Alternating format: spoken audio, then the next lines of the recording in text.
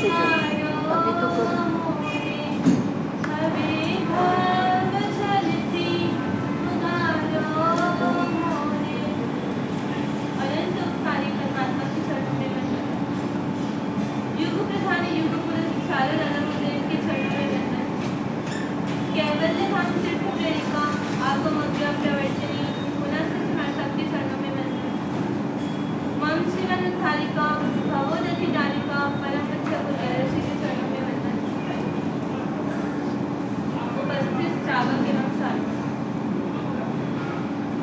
क्रोध आने का क्या कारण है? किस कारण से क्रोध आता है? कि जब हमारी बातें मान्य नहीं होती, जब हम जैसा बोलते हैं लोग उसको वैसा स्वीकार नहीं करते, या फिर हमारे प्रतिकूल परिस्थिति उत्पन्न होती है, हमारे कानों को जो शब्द अच्छा नहीं लगता वैसा शब्द जब सुनाई देता है तब क्रोध उत्पन्न होता है, या फिर हम जिसको नहीं चाहते ऐसा काम हो जाता है। इन सब कारणों में यदि आप क्रोध से दूर रहना चाहते हो तो क्या करना? उसकी जड़ तक पहुंचने की कोशिश करना कि आखिर में मुझे गुस्सा आ रहा है तो क्यों आ रहा है। आपको लगता है कि आपका बच्चा आपका सुनता नहीं है, मानता नहीं है और मुंह तोड़ जवाब देता है, लेकिन क्या कभी आपने जानने की कोशिश की है कि उस बच्चे को मेरे से इतना द्वेष क्यों है, वो मेरा मानता क्यों नहीं है, उसके अंदर दुर्भाग्य क्यों है? क्या कभी आपने 5-10 मिनट बैठकर उसके साथ शांति से बातें की है? क्या 5 मिनट उसको प्यार से बैठकर कुछ समझाया है? या फिर वो बच्चा आपसे कुछ चीज़ों की डिमांड की है तो आपने कभी उसकी इच्छा की पूर्ति की है? आपको लगता है कि ये सब कारण सही है तो उस बच्चे को दंड होना कोई नई बात नहीं है, क्योंकि गलती किसकी है? हमारी ही है। हमने उस बच्चे को टाइम नहीं दिया, उसकी इच्छा पूर्ति नहीं की, तो स्वाभाविक है उस बच्चे का दंड होना। नौकर आपका सुनता नहीं है, आप जैसा बोलते हो वैसा करता नहीं है, अपनी मर्जी का ही करता है और उसके अंदर आपके लिए सम्मान की भावना भी नहीं है, तो आपको लगता है कि ये नौकर भी मेरे साथ ऐसा व्यवहार करता है। लेकिन क्या कभी आपने सोचा कि उसको मेरे से ऐसा व्यवहार क्यों है? कभी आपने उसको बख्शिश के रूप में 150 रुपये दिया है? या फिर कुछ अच्छा काम करने पर भी उसको प्रशंसा के 2 शब्द कहे हैं? आपको लगता होगा कि महावीर स्वामी देरासर के जितने भी स्टाफ है कोई सुनता नहीं है, कोई भी काम बोलो तो वो करते नहीं है, लेकिन क्या कभी ने आप अच्छा काम करते हैं तब कभी आप प्रशंसा किए उनकी?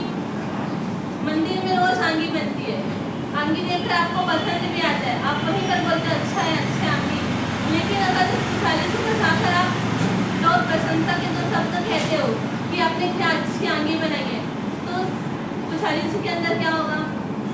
आपके प्रति समर्पण का भाव होगा कि नहीं होगा?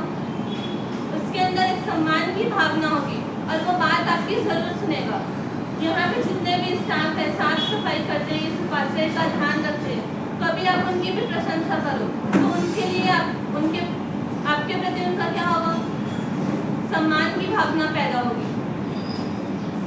घर में कोई बच्चा या फिर बहू तेजी से दौड़ के जा रहा है और आप बीच में बैठे हुए, आपके हाथों पर चाय का कप है और वो चाय आपके कपड़ों पर धुल गई, कपड़ा आपका खराब हो गया, तो आपकी आंखें लाल पीली हो जाती है, आप तुरंत ही गुस्सा में आ जाते हो कि इतना इसको क्या हड़बड़ी था, इतनी देर से दौड़ने की क्या जरूरत है। लेकिन आप शांति से कभी पूछे कि इतना जोर से दौड़ने की क्या जरूरत, कुछ काम आ गया था, कि क्या गैस पे दूध रखा हुआ था, कि तूफान आ रहा था, कि बिल्ली दूध पी रही थी, या फिर बारिश की छींटे अंदर आ रही थी तो आपको दौड़ना पड़ा। अगर ऐसे सिचुएशन में व्यक्ति अपना कारण भी बताता है कि मैं क्यों दौड़ रहा था, लेकिन उसके कारण को भी सुनने की हमारे पास हैसियत नहीं होती, सब उतना भी सब्र नहीं होता कि हम उसके कारण को सुन सके और सिर्फ क्रोध ही करते हैं। शायद आपकी पुण्य की उदय से वह व्यक्ति शांत हो जाए, लेकिन भविष्य में क्या होगा? भविष्य में वो आप कुछ बोलोगे तो वो आपकी बातें नहीं मानेगा और सुनकर परिस्थिति में आप सिर्फ इतना ही सोचिए कि क्या मेरा क्रोध करना सही है, या फिर आप देखिए इस क्रोध करने का कारण क्या है, इसकी जड़ पर जाइए कि यहाँ पर मुझे क्रोध करना सही है कि नहीं है। कोई गलती दूसरों से हो जाती तो हमको बड़ी लगती है, लेकिन वही गलती अपने से होती है तो आपकी कार कोई लेकर गया, रास्ते में ठोकर एक्सीडेंट हो गया या कुछ ठोकर लग गई, उसमें क्रैश आ गया, तो आपको बहुत जोर से गुस्सा आएगा, आप वापस उसको देने के लिए कभी नहीं करोगे। लेकिन वही चीज़ आपके साथ होती तो आप इतना क्रोध करते, फिर इतना गुस्सा करते। आपकी साड़ी किसी और ने पहना, पार्टी में गए, खराब हो गई या फिर साड़ी फट गई, तो आप अगली बार उसको देने के लिए रेडी नहीं होते और उसको जोर से चिल्ला देते हो। लेकिन ये नहीं देखते कि उसकी क्या परिस्थिति है, किस कारण से ऐसा हुआ है। हम फालतू की बातें में क्या करते हैं, गुस्सा करने लग जाते हैं। लेकिन आप एक बार सोचिए कि उसका जड़ क्या है। कई बार ऐसे होता है कि गुस्सा करने की कोई वजह ही नहीं होती है, और वजह होती भी है तो मामूली सी होती है, उन पे हम क्या कर देते हैं, क्रोध कर लेते हैं। एक बार तो पति पत्नी आपस में बात करते हैं, पत्नी बोलती कि मेरा जो बच्चा होगा मैं उसको डॉक्टर बनाऊंगी, और पति बोलता है नहीं मुझे तो इंजीनियर ही बनाना है। दोनों एक दूसरे की बातें में सहमत नहीं होते। पत्नी बोलती है नहीं मुझे तो डॉक्टर ही बनाना है, और पति बोलता है कि नहीं मुझे तो इंजीनियर ही बनाना है। इतने में दोनों की क्रोध गुस्सा बढ़ जाता है, दोनों एक दूसरे के लिए बहुत ज़्यादा आपस में जोर जोर से बोलने लगते हैं। उतने में बाजू के फ्लैट में रहने वाला एक इंसान आकर पूछता है क्या हुआ, आप इतना लड़ क्यों रहे हो। तो उन्होंने कहा कि ये मेरा सुनते ही नहीं है, मैं बोलती हूँ कि डॉक्टर बनाना है तो ये बोलते हैं इंजीनियर ही बनाना है। वो व्यक्ति पूछता है कि आप लोग इतना लड़ क्यों रहे इसमें। वो बच्चे से ही पूछ लीजिए उसकी क्या इच्छा है, वो क्या बनना चाहता है, उसकी रुचि किधर है, वो क्या मतलब कैसे टाइप का पढ़ाई कर सकते हैं। तो वो दोनों पति पत्नी एक दूसरे की तरफ देखने लगते हैं। क्यों? क्योंकि तो अभी बच्चा पैदा ही नहीं हुआ है, बच्चा गर्भ में भी नहीं आया है। यहाँ पे क्रोध करने का कोई वजह है क्या? यहाँ पे कोई जड़ ही नहीं है। कई बार ऐसे होता है कि जड़ होते हुए भी वो सड़ी हुई होती है या फिर तकलादी होती है। इन सब कारणों में हम क्रोध करते ही जाते हैं। संपत्ति को एक बार आप बढ़ाने के लिए प्रयत्न कर सकते हो, या फिर उसको टिकाए रखने के लिए प्रयत्न करोगे तो आप एक बार शायद तक सफल हो सकते हो। स्वस्थता, सौंदर्य और संबंधों को बनाए रखने के लिए भी आप एक बार सफल हो सकते हो। लेकिन आप चाहो कि मैं अपने समय को बढ़ाऊं या फिर उसको टिकाए रखूं, तो इसके लिए कभी पॉसिबल है? आप सफल हो सकते हो। कभी दिन में कितने घंटे होते हैं? 24 घंटे। आप चाहो तो उसको 25 घंटा कर सकते हो। क्यों नहीं कर सकते? क्योंकि अपने हाथों में नहीं है। तो हम झगड़ा करके क्या करते जा रहे हैं? सिर्फ समय की बर्बादी करते जा रहे हैं। शास्त्रकार भगवंत शास्त्रों में फरमाते हैं कि क्रोध किसके जैसा है? जहर के जैसा है। व्यक्ति खुद क्रोध करता है, मतलब खुद जहर पीता है, और क्या सोचता है? दूसरों पर उसका प्रभाव पड़े।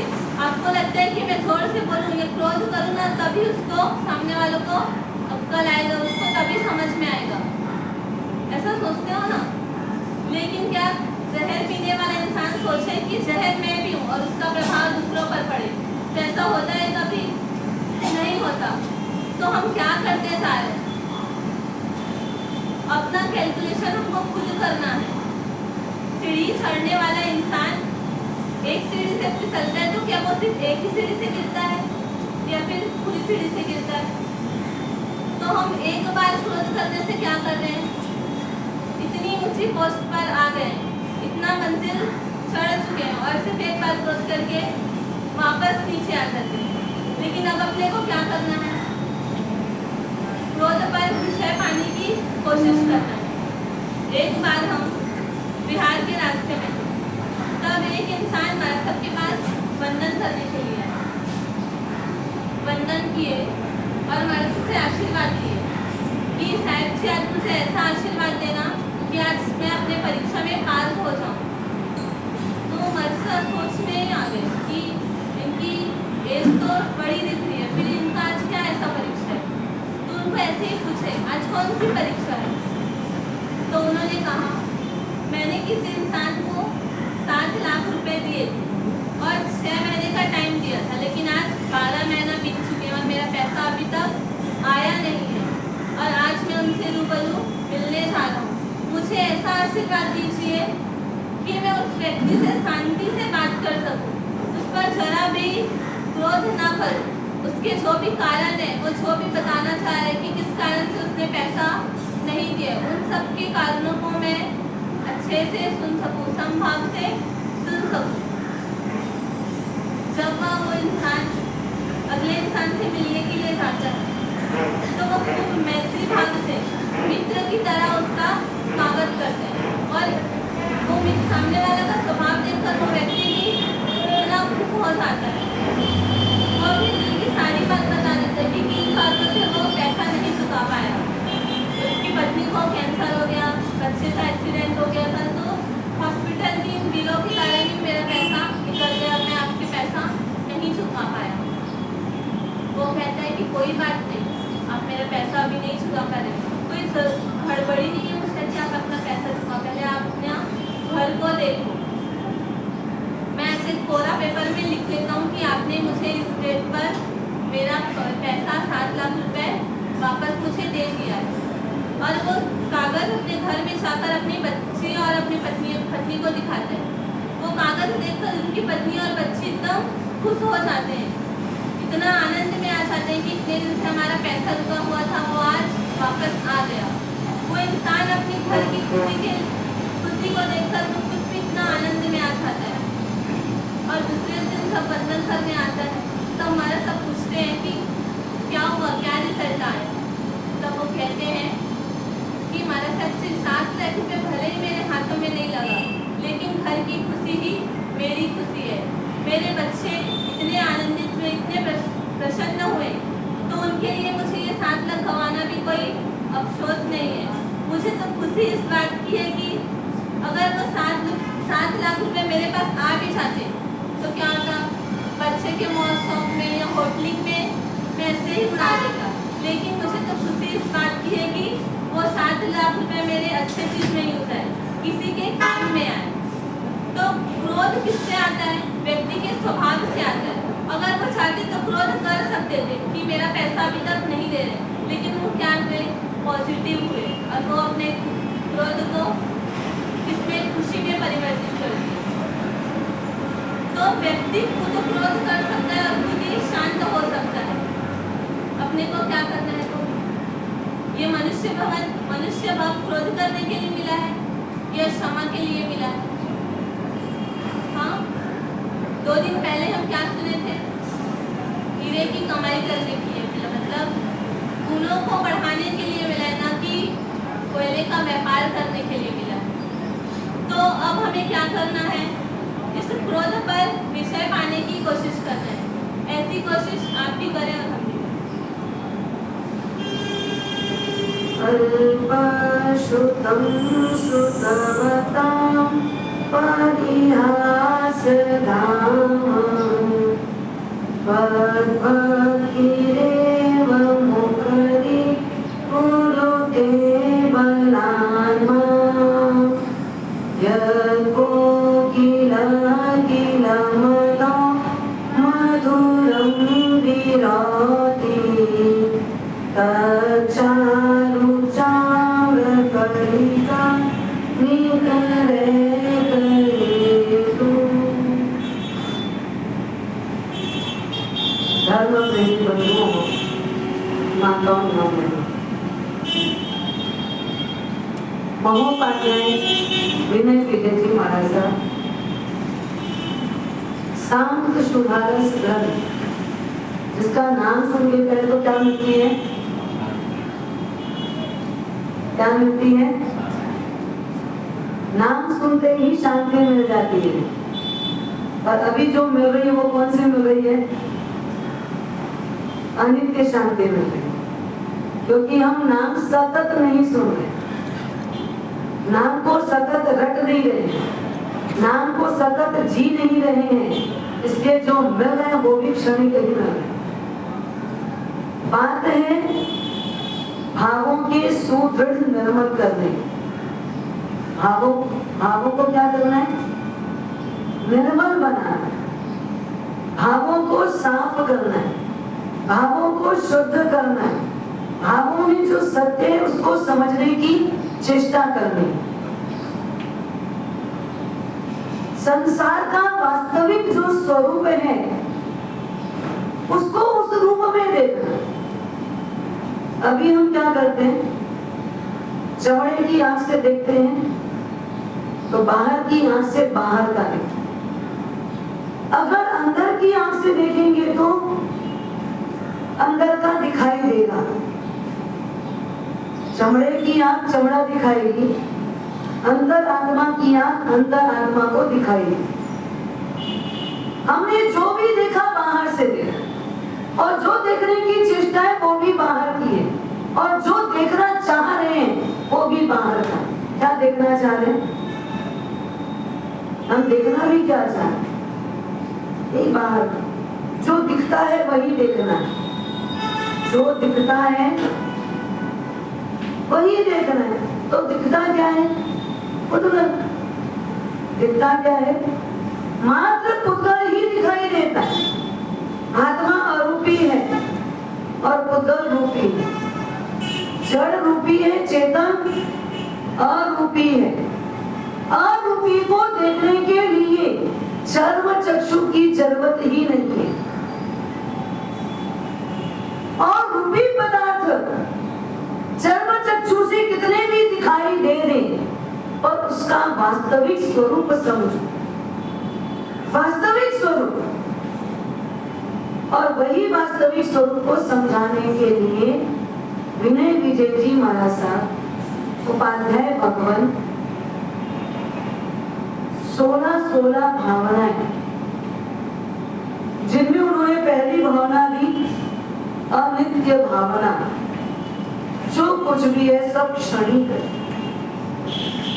क्षणिक है, क्षणभंगुर है, टेम्पररी है, कुछ समय के लिए है, जब चले जाने वाला, चले जाने वाला, यहाँ रहने वाला नहीं है।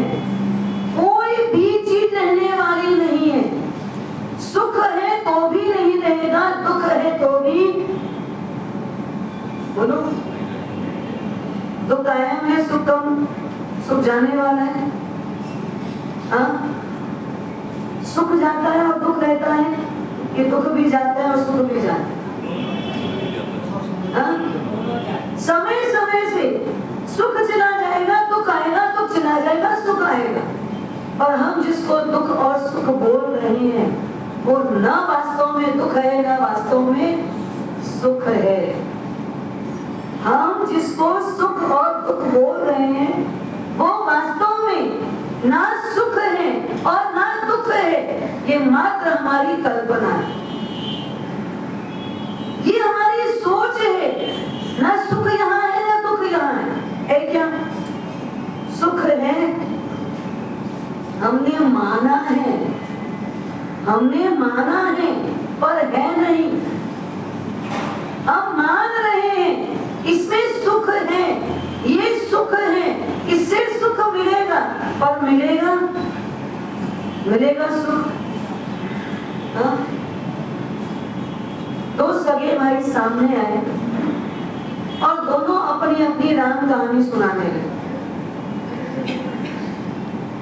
एक ने बोला, महाराज साहब क्या करूं, संसार खड़ा तो कर दिया है, बच्चे भी हो गए, लेकिन बच्चे सुनते नहीं, मानते नहीं, बहुत परेशान। एक बोलता है, महाराज साहब मैं इसलिए परेशान हूँ, रोज पत्नी कहती है कुछ उपाय करो, कुछ उपाय करो। एक बच्चा तो कम से कम चाहिए, एक बच्चा तो कम से कम चाहिए। जब तक बच्चा नहीं तो मैं सुखी हूँ। अब आप बताओ, दोनों की बात सुनने पर आपको कौन सुखी है कौन दुखी? हाँ? दोनों ही दुखी है ना, है तो भी दुखी है। और यही बात है कि नहीं? या आपने भी कभी अनुभव किया है? आपको अनुभव होता है? हाँ? आपको ये अनुभव होता है कि नहीं होता है? तो भी दुखी है और ना है तो भी दुखी है। दो भाई आए, कहने लगे महाराज साहब क्या करें, इस विचित्र संसार में हम बहुत परेशान हैं। एक बहुत जेंटलमैन बन के आया है और एक बहुत सिंपल पोशाक में आया, और है दोनों सगे। एक बोलता है मुझे रात भर नींद नहीं आती। क्यों? रात भर टेंशन रहता है। किसका टेंशन? किसका टेंशन? कल क्या होगा उसका, या आज क्या होगा उसका? हाँ? उसको तो आज का टेंशन, उसको कल का टेंशन ही है। जेंटलमैन, उसके पास पुण्य से लक्ष्मी का भरपूर भंडार, भरपूर लक्ष्मी है, संपत्ति की कोई कमी नहीं है, साधन सुविधा सामग्री सब कुछ है। और वो कह रहा है क्या करूं महाराज साहब, इस संसार में सामग्रियां बहुत है मेरे पास, लेकिन मुझे रात भर नींद नहीं आती। उसको चिंता करती नहीं आज की है, आज की चिंता जो है, रात में सो जाऊं और कहीं कोई डाकू आ जाए तो सब लूट पाट कर लेंगे। कितना भी मैंने वॉचमैन रखा है, कब उसको झपकी आ जाए, नींद आ जाए और कौन अंदर आके हमला कर जाए, मुझे कोई ठिकाना नहीं। ऐसा लगता है पूरी रात जागते हुए रहता हूं, कोई आ जाएगा, कोई आ जाएगा। इसकी आज की चिंता है कि कल की चिंता है? उसको आज की चिंता है, आज कुछ हो ना जाए, क्योंकि पैसा बहुत है तो लूटपाट होने की पूरी संभावना है। और दूसरा एकदम सामान्य पोशाक में वो कहते हैं मैं बहुत दुखी हूं महाराज साहब, ले दे करके आज का पेट भरता हूं, चिंता सताती है, कल का सूरज उगेगा तो कहां से लाऊंगा, तो मुझे कहां से मिलेगा, ये बच्चों का भरण पोषण कैसे करूंगा, मुझे कल की चिंता है तो चिंता है, ना है तो चिंता है, दोनों को चिंता है ना।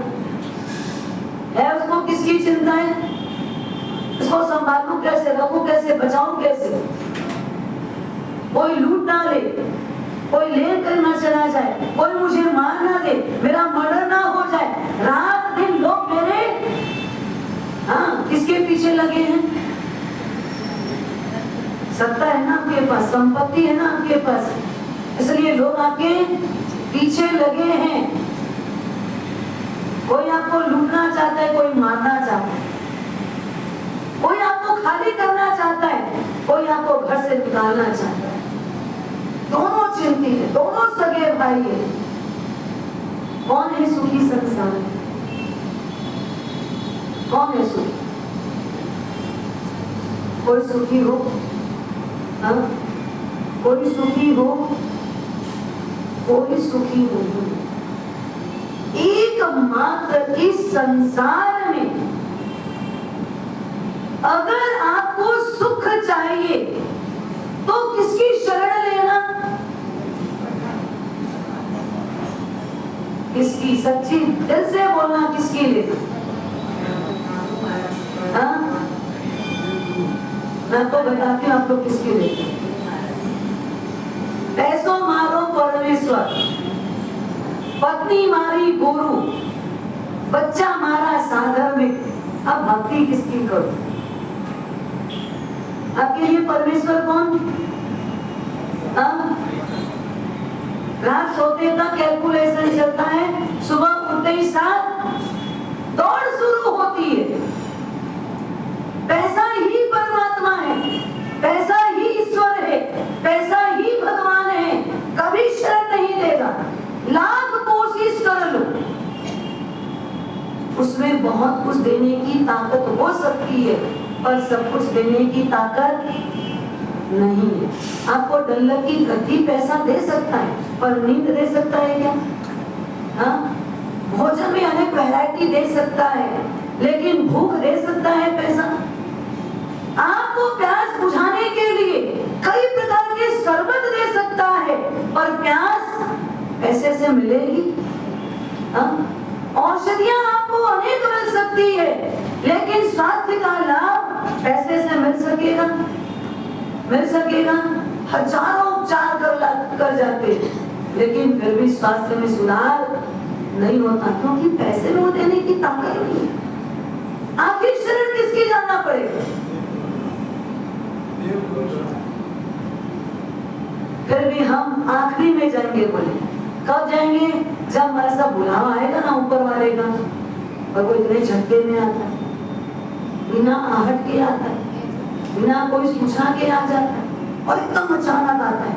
वो ये नहीं देखता अब इसकी लड़की की शादी है, बारात आई हुई है, तो अभी नहीं जाऊं। सोचता है क्या? यमराज ये सोचता है अभी के समय नहीं जाना चाहिए, ये समय किसी को दुख नहीं देना चाहिए। वो सोचता है इधर बेटी की शादी है और उधर बाप का हड़फेड़ हो जाए। होता है ऐसा? हाँ, होता है ऐसा? बचा पाएगा कोई? शरण दे पाएगा कोई? बेटी जिस लड़के के साथ शादी करने जा रही है, मन में तो कई सपने बुने हुए हैं, और एक फेरा, दो फेरा, तीन फेरा हुआ, चौथे फेरे की शुरुआत हुई है।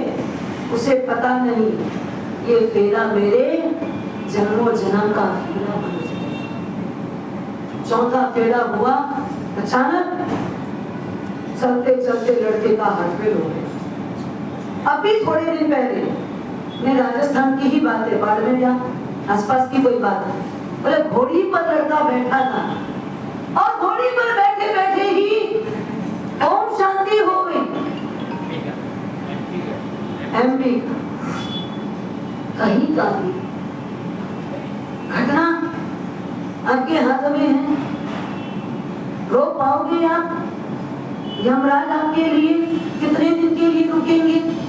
आज नहीं कल कर लेना ना, क्या दिक्कत है? जब भी कोई अच्छा काम करना है तो आप हमेशा क्या बोलते हो? क्या बोलते हो? कब करना? हाँ, कल से करेंगे हमारे साथ। अरे अभी तो दिन उगा है, दिन की शुरुआत हुई है, अभी तो 4 घंटा ही निकला है, पूरे 20 घंटे बचे हैं आपके पास, और आप उसको कब के लिए सोचते हो? टाल देते हो, कल करेंगे।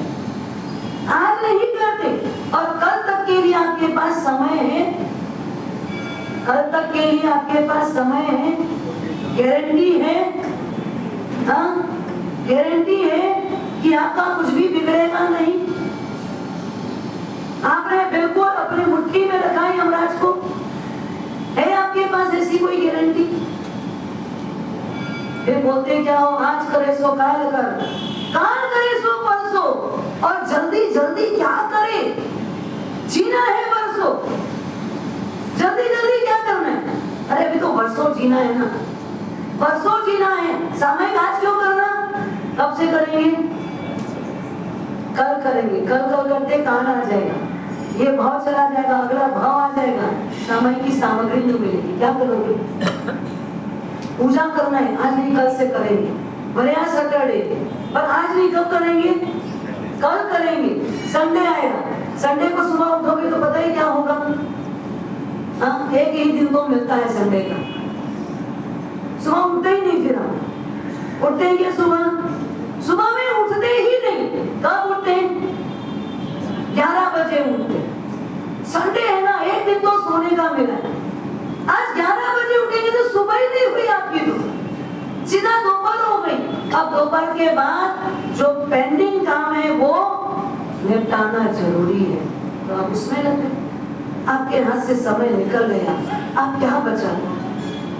क्या लेके जाओ? संपत्ति साथ जाएगी? धन साथ जाएगा, ये मकान साथ जाएगा, जिसको आप अपने नाम पे किए वो जाएगा। जाएगा क्या साथ में? पत्नी जाएगी, बच्चे जाएंगे, माता पिता जाएंगे, कौन जाएगा साथ में? कौन जाएगा? आप क्या ले जाने की तैयारी करो? क्या ले जाने की तैयारी है आप क्या ले जाना चाहते हो? क्या ले जाना है आपको? कुछ नहीं हमारे साथ, जैसे आए वैसे चले जाए, खाली आए और हाँ, खाली आए थे खाली चले जाएंगे, ना लेके आए ना लेके जाएंगे। आप ये भूल भुलैया में हो, पुण्य पाप लेके आए और पुण्य पाप लेके जाना है। पिछले कई जन्मों में आपने जो कुछ अच्छे काम किए होंगे, उस पुण्याई की बदौलत आपको ये मानव का भाव बहुत सारे पुण्य एकत्रित हुए, तब जाकर के मनुष्य बने हो। और ये मनुष्य भाव में आकर के क्या किया? सब खा के खत्म कर दिया, सब भोग भोग करके भांग दिया। तो अब क्या बचेगा? कुछ बचा? हाँ, कुछ बचा? कुछ नहीं बचा।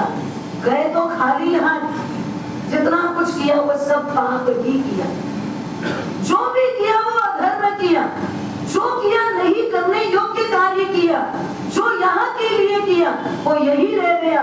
ना कोई साथ दिया, ना कोई साथ आएगा, ना कोई यहाँ से बैलेंस वहां शिफ्ट करेगा। करेगा क्या? भाई आपने हमारे लिए किया था, अब आपको अगर 3 इंच की गति मिली है तो ये अच्छा खाना पीना रहन सहन ये सब आपकी पत्नी भिजवाएगी। हाँ, आपने हमारे लिए यहाँ पर जोड़ा है तो ये अब आप थोड़ा धन ले लो। देंगे? देंगे क्या?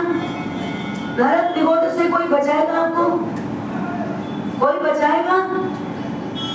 एकमात्र अगर कोई आपको शरण देने वाला है तो मात्र और मात्र धर्म। ये दूसरी भावना, अशरण भावना। अन्यथा शरणं नास्ति त्वमेव शरणं मम तस्मात् कारुण्य भावेन रक्ष रक्ष जिनेश्वर। क्या बोलते हैं? हे परमात्मा, अन्यथा शरणं नास्ति, मैं किसी की शरण में नहीं, त्वमेव शरणं मम, बस मुझे आपका ही शरण हो, मुझे मात्र आपका ही शरण हो, कोई शरण नहीं चाहिए, किसी की शरण में नहीं जाना है। क्योंकि मैंने बहुत बार आजमाया है, जब जब मुझे जीवन में किसी की जरूरत पड़ी तो कोई मुझे नहीं निभाया, मात्र कौन निभाया? परमात्मा आपने निभाया, आपके धर्म ने निभाया, आपके पंथ पर चलने वाले गुरु भगवंतों ने निभाया। तो देव गुरु धर्म के सिवाय मुझे किसी की शरण नहीं चाहिए। इसलिए परमात्मा करुणा भाव से आप मेरी रक्षा करो, कारुण्य भाव से आप मेरी रक्षा करो। ये परमात्मा से रोज प्रार्थना करो। कोरोना काल का समय इतना विचित्र था। कल एक स्टोरी पढ़ी, स्टोरी तो क्या घटना है, इसी मुंबई शहर की घटना। बांद्रा का एक व्यक्ति जिसका नाम तो रमेश लिखा है, उसकी पत्नी का नाम गीता है, फ्रेंड सर्कल है, सब कुछ है, पर नौकरी पेशे वाला आदमी जॉब करता है। कोरोना का समय विकराल आया। अब कोरोना में दुकानें खुलती नहीं थी, पर बैठे बैठे भी आपको पैसा तो देना ही पड़ता था ना। पर एक महीने अगर आपने पूरा पैसा दिया, 15,000 रुपए मान लो, अगर नौकरी में देते थे तो 15,000 दिया, और दूसरे महीने से क्या किया? आधा दिया। और तीसरे चौथे महीने में क्या बोला? भैया अभी बाद में हिसाब करेंगे, अभी नहीं दे पाएंगे। ऐसा करके कई लोगों ने कईयों को टाला। परिस्थितियां बहुतों को बहुत मजबूर की। ये समय एक ऐसा समय था, अगर आंख खुल जाती तो वैराग्य आए बिना नहीं रहता। वो समय ऐसा, सच में वैराग्य आ जाए। लेकिन हम लोग कैसे हैं? बोलते हैं ना कि रीढ़े घड़े में कितना भी पानी डालो वो ठंडा नहीं होता, औंधे घड़े में कितना भी पानी डालो वो उसमें रहता ही नहीं है। उसी प्रकार से हम कुछ कर्म से इतने ज्यादा मजबूत हो चुके हैं, इतने मजबूत कर्म हमारे बंधे हुए हैं कि हमको कोई असर, हमने कर्म का कवच पहन लिया। हमने कर्म का, धर्म की जगह किसका कवच पहन लिया? कर्म का कवच पहन लिया। अगर अब हमारे सामने कितनी भी दुर्दशा आ जाए, कितने भी आत्म ध्यान के प्रसंग आ जाए, कितने भी दुख भरे संसार की दास्तान सुख ले, हमको कोई फर्क, हाँ, कोई फर्क पड़ता है? पड़ता है क्या? वाटर प्रूफ ओढ़ लो, उसके बाद कितना भी पानी बरसे कोई फर्क पड़ेगा नहीं? गीले होते हम। वैसे हमने क्या किया है? ये प्रवचन प्रूफ ओढ़ लिया, हाँ, प्रवचन प्रूफ ओढ़ लिया है। अब आप कितना भी प्रवचन दो, कितने भी ऑनलाइन प्रवचन सुने, लेकिन असर क्या हुए? लोगों ने सोचा बहुत धर्म किया, पर धर्म किसको कहते हैं पता है आपको? सिर्फ पूजा कर लेना धर्म नहीं, सिर्फ सामायिक कर लेना धर्म नहीं। ये किया आपने, नो डाउट, ये किया, पर धर्म का मतलब है उसका आचरण में आना, उस रूप में उसको जीना, उस रूप में अपनी जीवन शैली बना लेना। अब सामायिक करो, और समता कितनी आई ये बता? समता आई? कोई पल भी समता रख पाए? धर्मी आत्मा का लक्षण क्या? धर्मी आत्मा का लक्षण, कितने भी दुख के पहाड़ टूट पड़े पर वो दीन नहीं होता और क्रोध नहीं करता। धर्मी आत्मा का लक्षण, कितनी भी सुख की सामग्री मिल जाए पर उसको अहंकार नहीं छूता और आसक्ति नहीं आती। ये धर्मी के लक्षण है। न सुख में न दुख में, वो दोनों में क्या रहता है? दोनों से दूर रहता है। दुख में भी पिघलता नहीं और सुख में भी डटता नहीं, दोनों से दूर रहता है। सुख में वो कभी फूल के गुब्बारा नहीं होता और दुख में सौंठ की तरह सूखता भी। दोनों परिस्थिति में तटस्थ रहे, ये धर्मी का लक्षण है। आपको लगता है हमने कोरोना में क्या किया? धर्म बहुत किया। तो धर्म किसको कहते हैं समझ? दुख आए तो भी दुखी नहीं होते, सुख आए तो भी सुखी नहीं होते। दुख में दुखी नहीं और सुख में सुखी भी नहीं। कितने भी सुख के साधन मिल जाए कोई फर्क नहीं पड़ता, क्योंकि अभिमान भी नहीं छुएगा, आसक्ति नहीं आएगी। यही तो है सुखी नहीं होना।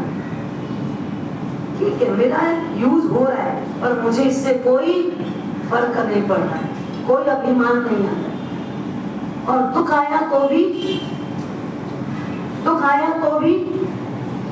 कोई पीड़ा नहीं, कोई परेशानी नहीं, ये तो आता और जाता रहेगा। वो रमेश कोरोना के समय में इतना पीड़ित रहा, खाने के नाले पड़ने लगे। पत्नी समझाती इतनी चिंता मत करो, कल सुबह सब अच्छा हो जाएगा। पर किसको पता कल सुबह क्या होगा? सुबह हुई उसको अचानक बुखार आ गया, कफ ज्यादा हो गया। अब डॉक्टर को दिखाना जरूरी है, डॉक्टर के पास है तो पैसा नहीं है। रमेश की पत्नी गई मालिक के पास, सेठ के पास, बहुत गिड़गिड़ाई। तो उसने कहा 7,500 के हिसाब से ये 4 महीने की पगार ले जाओ। 30,000 रुपए दिया और 7 महीने में 4 महीने का दिया। 30,000 दिया और बोले रमेश को वो देना, आइंदा वो नौकरी पे ना आए, न उसे नौकरी से निकालना। समय परिस्थिति देखो कैसी हो। 30,000 रुपए लेके घर आए, डॉक्टर के पास गए, एक्सरे करवा, वो करवाया, बाद में आगे का ट्रीटमेंट कराना पड़ेगा, वो करवाया, पता चला कोरोना है। जैसे ही पता चला तो अब कोई हॉस्पिटल चाहिए, बेड खाली नहीं। अपने भाई को बुलवाया, गीता ने अपने भाई को बुलवाया, पीहर में बुलवाया। लोग बोलते हैं पीहर का मतलब क्या होता है? पीहर शब्द का मतलब क्या है? हाँ? क्या? पीहर, पी यानी पीड़ा, पीड़ा तो हरे वो पीहर, इसलिए फिर वो किधर जाती? सीधा पीहर ही जाती। अब कोई यहाँ नहीं मिलेगा तो मेरी पीड़ा कौन हरेगा? मेरे पीहर वाले ही हरेंगे। तो उसने अपने भाई को बोला, उसका भाई बहुत मेहनत किया, एक हॉस्पिटल, 2, 3, 4, 5 जहां पूछे बेड फुल है। एक छोटी हॉस्पिटल बांद्रा से लेकर घाटों पर एक छोटी हॉस्पिटल में वहां व्यवस्था विशेष नहीं है और इसको आईसीयू की जरूरत मिल गई हॉस्पिटल। जैसे तैसे उसको एडमिट तो करवाए। एडमिट होने के बाद छोटी हॉस्पिटल, व्यवस्थित ट्रीटमेंट नहीं मिलेगा, अच्छा डॉक्टर्स नहीं मिलेगा, अच्छी फैसिलिटी नहीं मिलेगी। अब आईसीयू में फोन अलाउ नहीं, मोबाइल अलाउ नहीं, कोई अंदर आ नहीं सकता। अब अंदर जितने लोग हैं उनको देख देख करके आदमी और अधिक पीड़ित हो जाता है। समय ऐसा, आदमी तन से ज्यादा मन से गिरने लगा। उसने जैसे तैसे नर्स को बोला, प्लीज 2 मिनट के लिए मोबाइल दे। उसने अपनी पत्नी को फोन लगाया, बोला मैं इस हॉस्पिटल में नहीं रह सकता, मुझे निकाल दे। 6 घंटे में तो 50 इंजेक्शन लगा दिए मुझे। 6 घंटे में 50 इंजेक्शन लग गया। मेरे शरीर का कोई हिस्सा मुझे नहीं लगता जहाँ इंजेक्शन की पीड़ा ना हो। मैं नहीं रह सकता, मुझे निकाल। पत्नी सोची 24 घंटा भी नहीं हुआ, नहीं रह पाएंगे, कैसे करेंगे? उसने बचपन के मित्र कल्पना का उसको फोन लगाया। उसने सब तरफ खोजा। आखिरी में बड़ी हॉस्पिटल, तीसरे दिन जब वो हॉस्पिटल मिली तब उसको छोटी हॉस्पिटल से बड़ी हॉस्पिटल लेके गए। पर बड़ी हॉस्पिटल ले जाके स्थिति बहुत डाउन हो चुकी। होमोग्लोबिन मात्र 2 रह गया। छोटे 2 बच्चे, उनको लगे मम्मी पापा की स्थिति देखी नहीं जाती। माँ की आंखें रो के चढ़ गई। भगवान महावीर स्वामी का फोटो लगाया और सामने दिया जलाया। पत्नी बच्चे सबसे परमात्मा से प्रेयर करते, परमात्मा कोई भी हमारा सहारा नहीं है, अब मात्र और मात्र अगर कोई बचाएगा तो तुम ही बचाओ। छोटे बेटे ने अपने फ्रेंड को फोन लगाया, भाई मेरे पापा की ये पोजीशन है, मेरी मम्मी तो चिंता में पता नहीं उनके पहले कहीं चली मत जाए हमको छोड़ के, इसलिए भाई तू महाराज के पास जा और महाराज को जाके बोल वो परमात्मा से प्रार्थना करे, प्रेयर करे कि हमारे मम्मी पापा को बचा। उसका फ्रेंड वही महाराज साहब बाजू के आश्रय में थे, छुप करके वहां पर गया क्योंकि जनरल जाना अलाउ नहीं था। तो चुपके गया महाराज के पास, जाके बोला महाराज साहब ऐसी बात है, मेरे फ्रेंड के मम्मी पापा के साथ ऐसा हो गया, उसके पापा एडमिट है, मम्मी बहुत चिंता में है, तो आप कोई उपाय बताओ। महाराज ने इतना ही बोला कि देखो बेटा ये समय बड़ा विकराल है, इस समय में सिर्फ और सिर्फ जितना ज्यादा से ज्यादा हो सके नौकार का जाप करे, परमात्मा का दिया लगा करके रखे, बिल्कुल नौकार का जाप अखंड चलाना, आपके घर का सब सही हो जाए। 12 घंटे अखंड नौकार चलता रहे। ये समाचार मित्र ने छोटे बच्चे एक दूसरे को आपस में सीख दी कि गुरु महाराज ने बोला है 12 घंटे लगातार नौकार मंत्र चलाना, सब अच्छा होगा। वो बाल्यकाल का सखा कल्प, उसको बचपन की फ्रेंड से थी, उसने बहुत मेहनत करके ये हॉस्पिटल में जगह ली। जैसे तैसे करके रमेश आखिर 4-5वें दिन उसकी स्थिति सुधरने लगी। स्थिति में सुधार आया, थोड़ा सा कोविड नेगेटिव आने लगा। जब नेगेटिव आने लगा तो सबको आशा बंधी अब खतरे से बाहर है। और 13 दिन के बाद जब वो वापस घर लौटा, एकदम खुश, स्वस्थ, प्रसन्न, उसका फ्रेंड सर्कल उसको छोड़ने आया।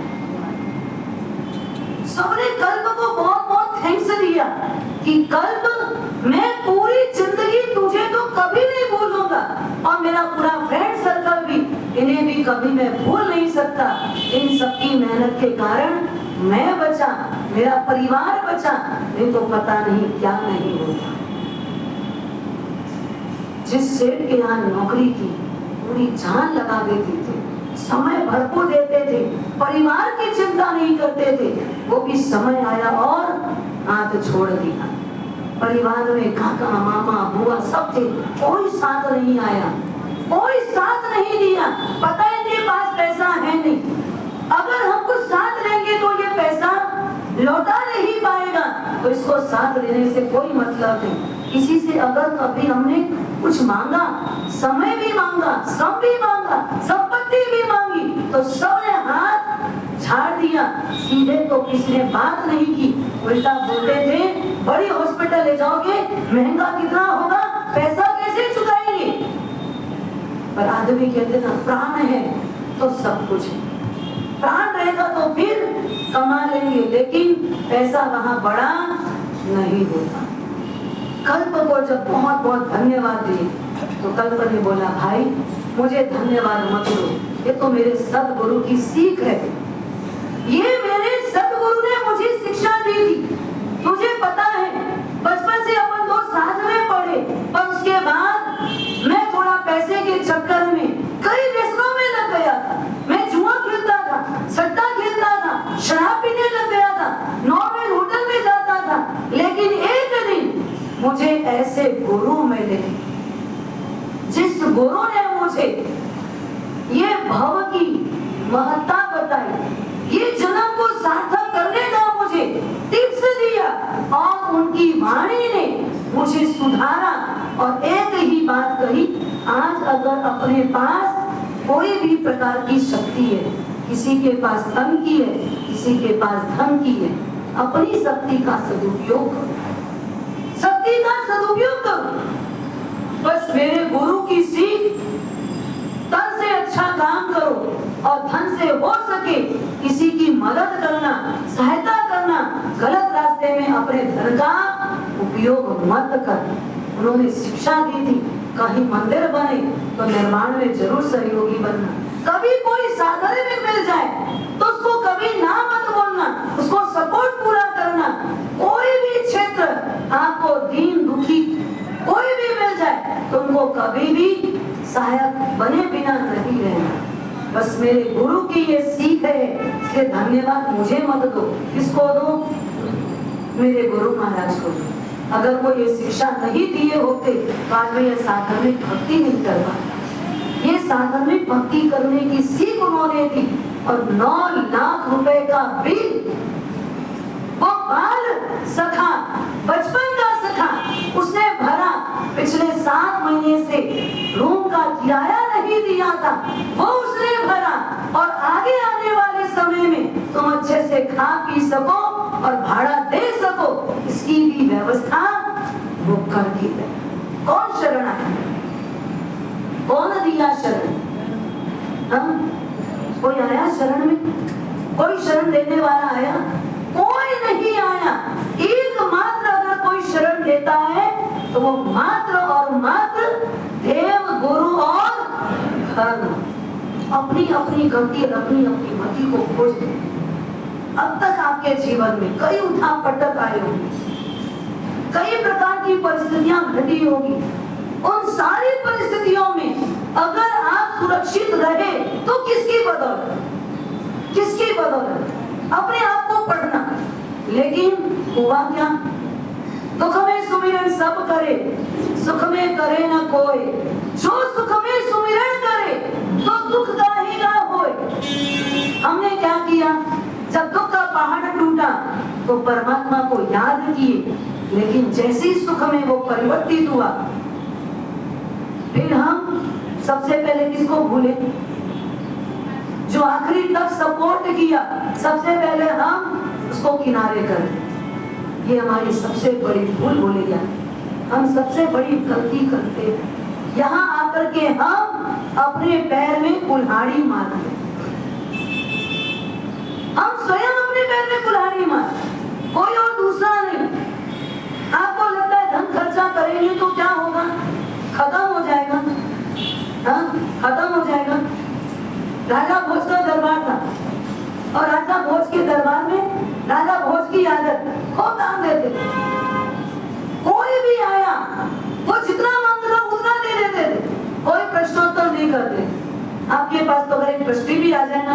तो आप सीधे दे दोगे?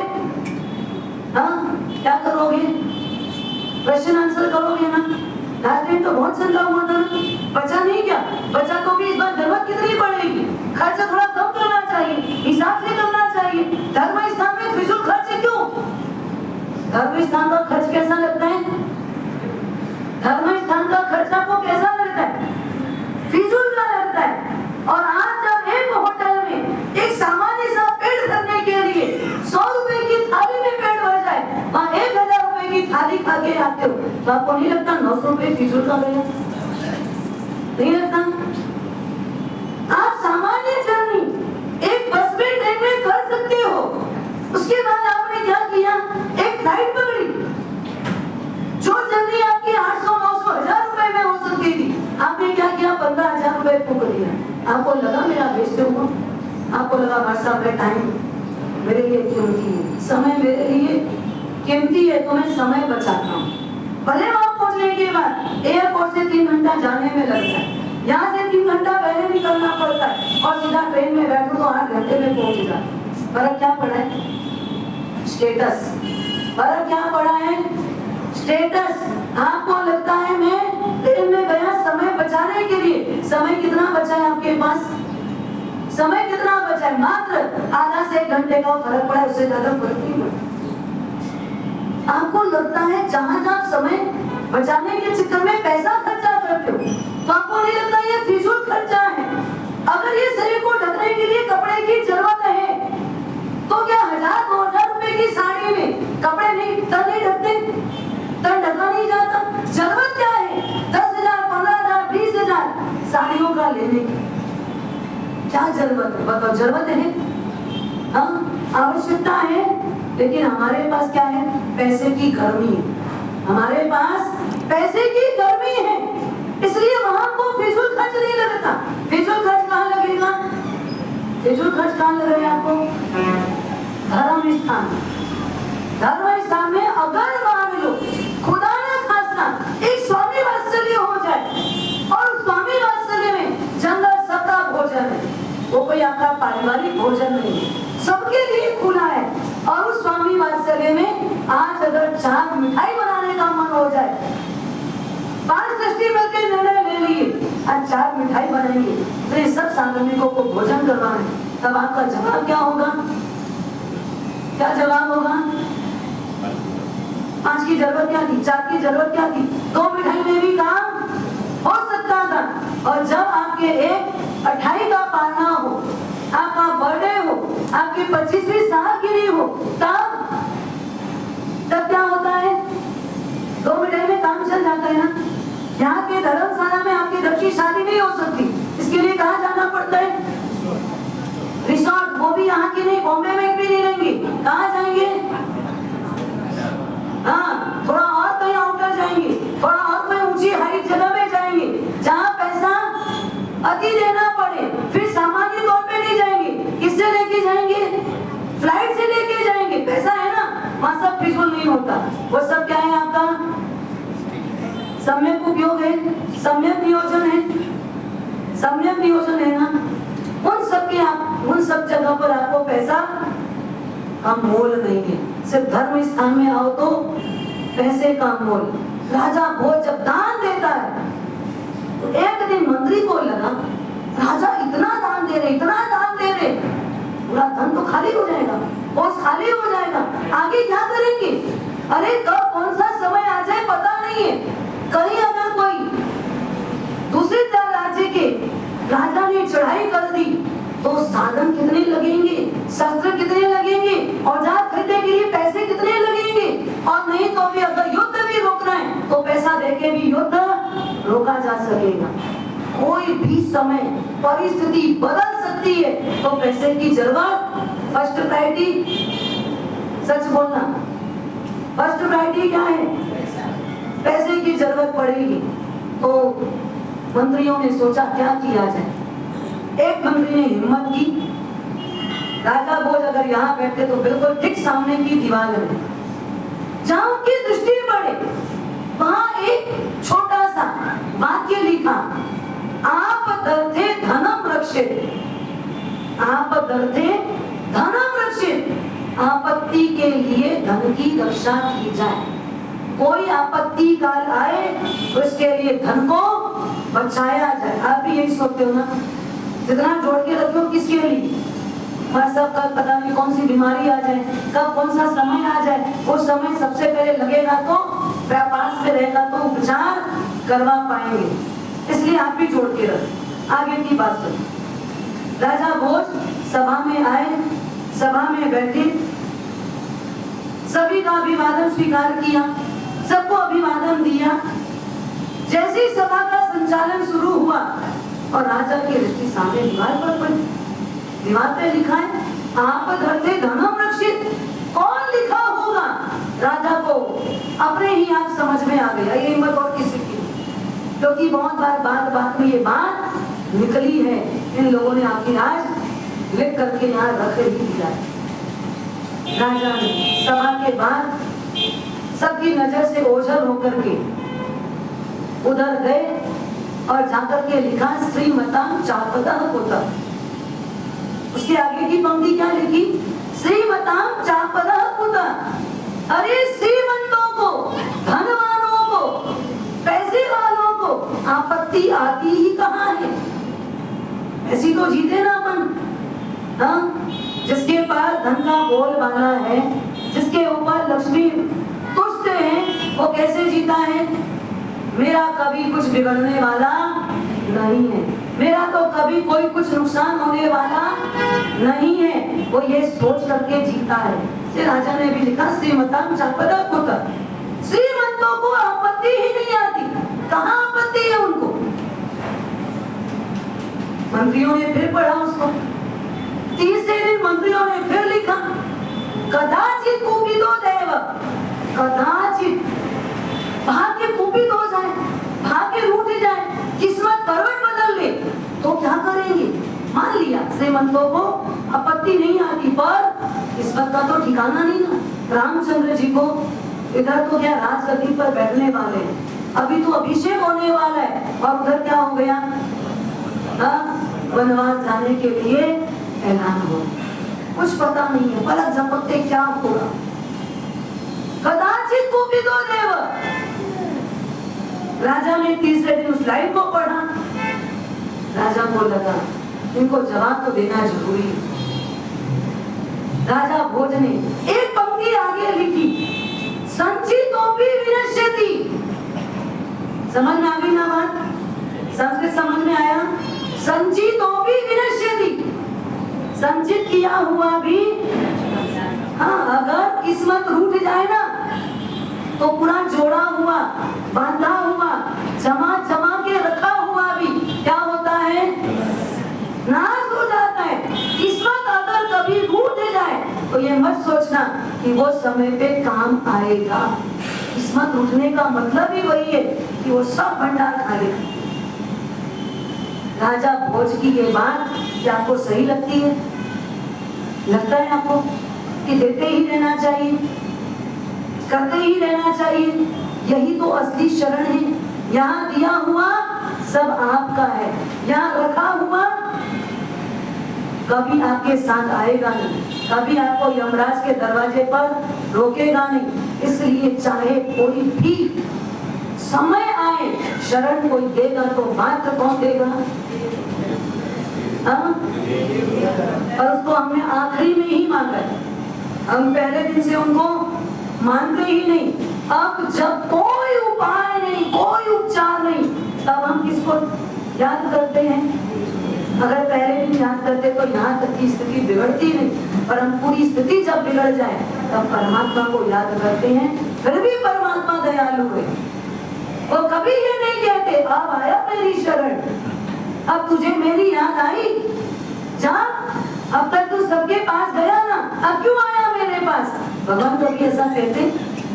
तब भी वो दयालु शरण दे देते हैं, तब भी वो दयालु हमारी रक्षा करते हैं। इसलिए परमात्मा से रक्षा की ही मांग करना, रक्षा की ही डिमांड करना। रक्षा रक्षा जिनेश्वरा और शरण भावना, कोई हमको शरण देने वाला नहीं है। इस पर चिंतन मनन आगे कैसे कहते हैं उसका अधिकार अगले वर्तमान को कहा जाएगा। साथ ही साथ प्रति शनिवार महिलाओं की क्लास रहती है 2 मिनट। प्रति शनिवार को महिलाओं की क्लास चलती है।